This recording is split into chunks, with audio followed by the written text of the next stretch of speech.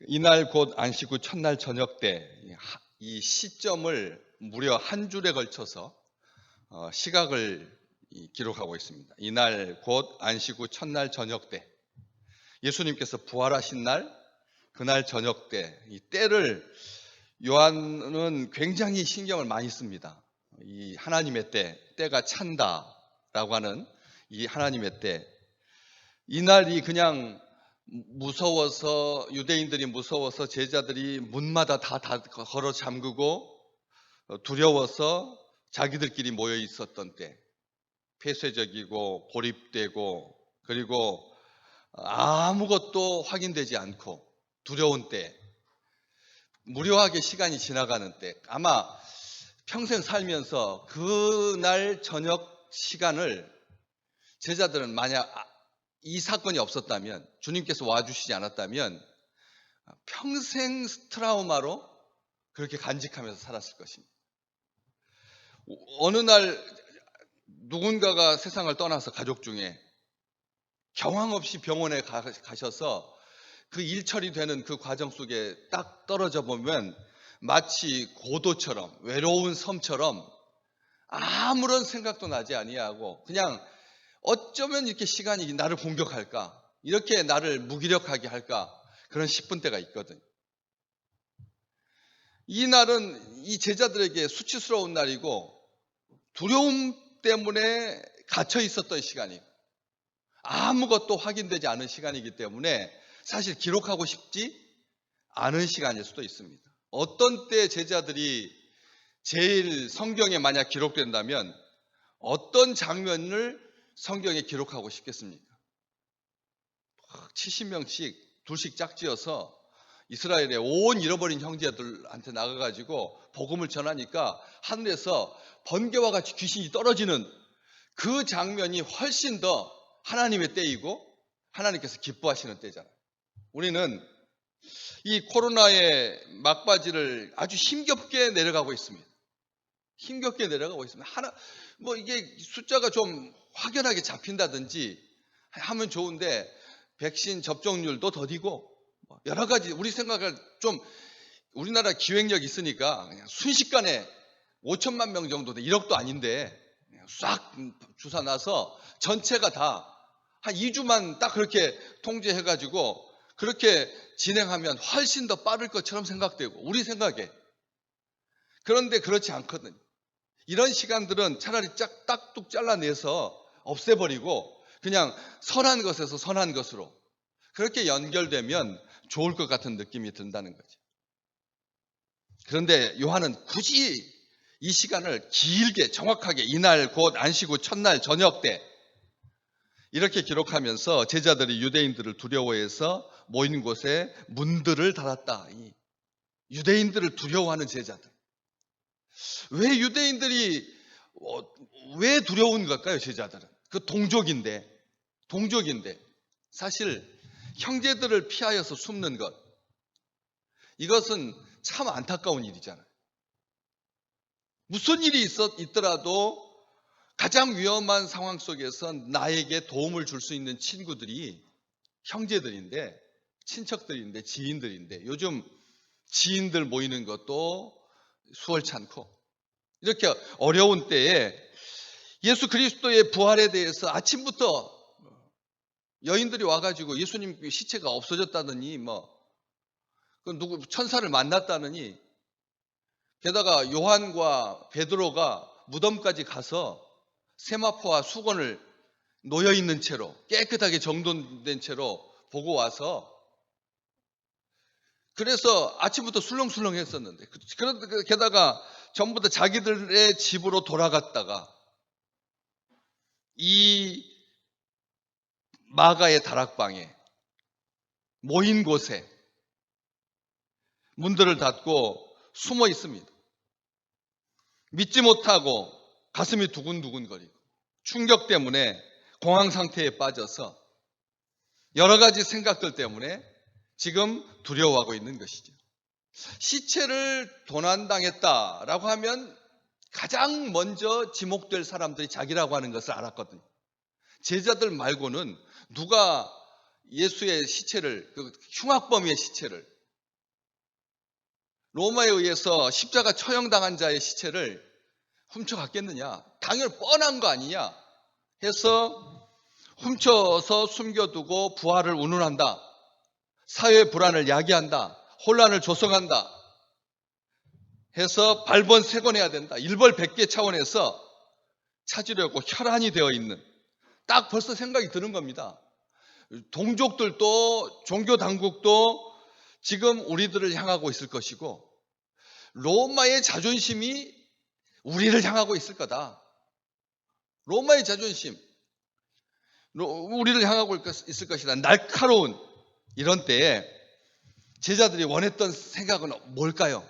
귀결된 생각은 무엇이었을까요? 부활하신 주님을 만나야겠다라고 하는 생각이었겠습니까?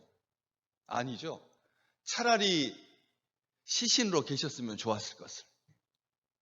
예수님이 부활하지 않고 살아나지 않으시고 그냥 시체로 계셨다면 여인들이 가서 향품을 바르고 그냥 기본적인 장례를 치르는 절차, 왜 굳이 요 시점에 부활하셔가지고 다시 살아나셔가지고 온 세상을 들쑥들쑥 해놓으시나 해서 예수님에 대해서 불편했을 거라는 거죠.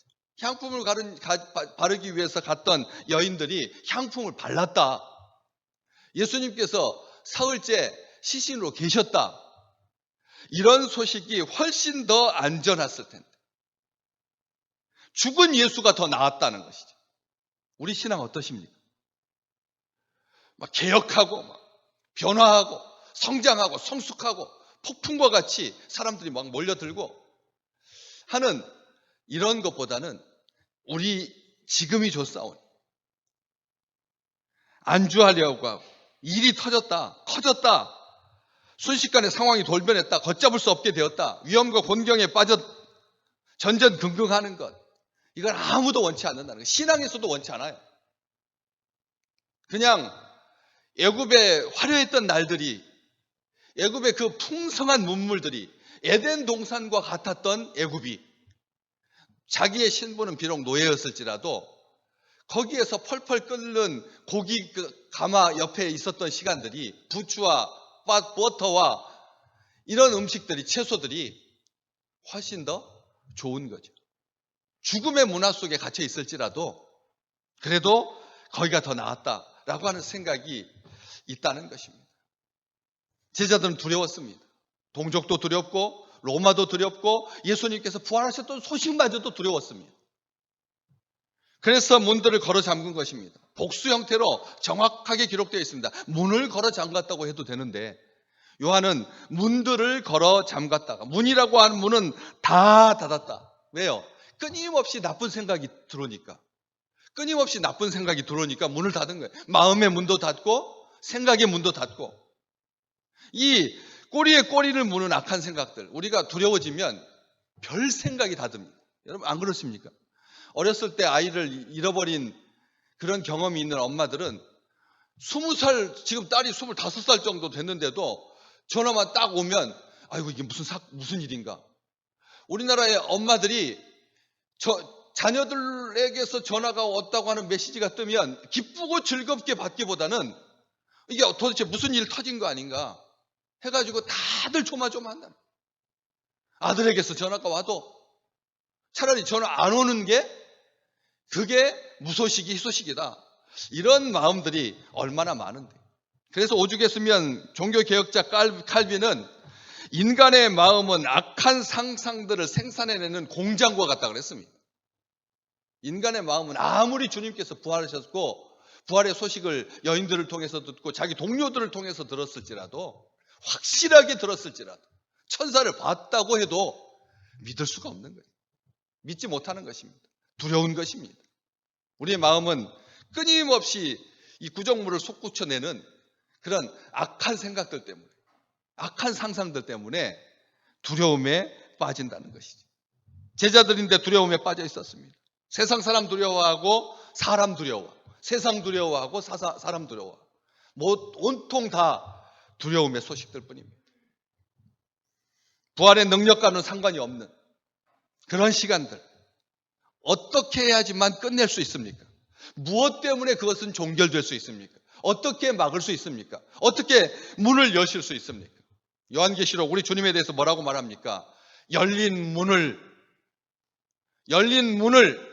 우리에게 주시는 주님, 열린 문을 주시는 주님, 다윗의 열쇠를 가지고 닫힌 문을 폐하시는 주님께서 우리 가운데 계시다라고 하는 것을 알아야지만, 봐야지만 그때여서 마음의 평강과 기쁨이 다시 돌아올 수 있다는 것입니다. 많은 사람들이 그런 것은 젖혀둔 채 자기 생각에 갇혀서 살 때 오늘 주님께서 오십니다. 해결해 주십니다. 보여주십니다. 예수께서 오사.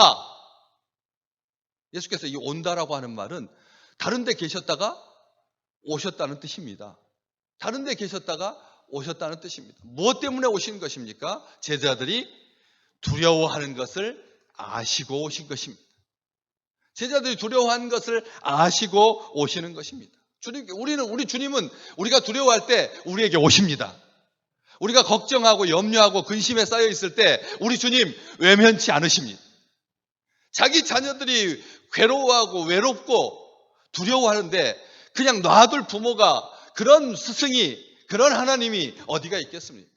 우리 주님께서 오십니다. 오셔서 가운데 서서 우리 주님께서 슬쩍 와가지고 한 것이 아니라 딱 다 제자들이 볼 수 있도록, 모두가 다 알 수 있도록 한가운데, 우리 가운데 오셔서 뭐라고 말씀하십니까? 너희에게 평강이 있을지어다. 너희에게 평강이 있을지어다. 뭐 두려워하지 말라는 말도 없습니다. 두려워하지 마라. 그거 별거 아니다. 뭐 너희가 이런저런 소문을 들었겠지만 실제가 내가 부활했으니까 나를 와서 만져봐라. 이런 말씀도 하지 않습니다. 너희에게 평강이 있을지어다. 또 21절에도 예수께서 또 이르시되 너희에게 평강이 있을지어다. 평강이 있을지어다. 평강이 있을지어다. 이 평강이 있을지어다라고 하는 말은 창조의 하나님께서 흑암 가운데 있었던 온 우주에 빛이 있으라 말씀하셨던 그 권능의 말씀이십니다. 오늘 우리 주님은 우리에게 너희에게 평강이 있을지어다 말씀하십니다. 우리에게 평강을 주시기를 원하십니다. 평강이 있을지어다, 이것은 명령입니다. 주님의 명령은 우리의 상황하고는 아무런 관련이 없습니다. 그냥 실현되고 성취되는 것입니다. 마음에 평강이 있어야, 그래야지만 주를 보고 기뻐할 수 있습니다. 기쁨이 찾아오게 된다는 것입니다. 이 말씀을 하시고 손과 옆구리를 보이시니 제자들이 주를 보고 기뻐하더라. 예수 그리스도의 손과 옆구리는 깊이 우리를 위해서 찢기신 상처 아닙니까? 우리를 사랑하신다라고 하는 증거 아닙니까? 우리를 구원하시기 위해서 십자가에 달리시고 죽으셨던 본질이 무엇이겠습니까? 그냥 상처를 보여주는 것이 목적입니까? 아닙니다. 상처, 손과 옆구리의 상처는 바로 너희를 사랑한다라고 하는 증거 중에 증거인 것이죠. 그 증거를 정확하게 보여주시고 예수님께서 제자들에게 기쁨을 회복시켜 주십니다. 닫힌 문을 폐하시는 분, 상식의 세계에서 부활의 세계로 열린 문을 통해서 우리에게 평강과 기쁨을 주시는 놀라우신 우리 주님의 평강이 오늘도 우리 믿음의 백성들에게 강물같이 흘러 넘치시기를 주의 이름으로 축복합니다.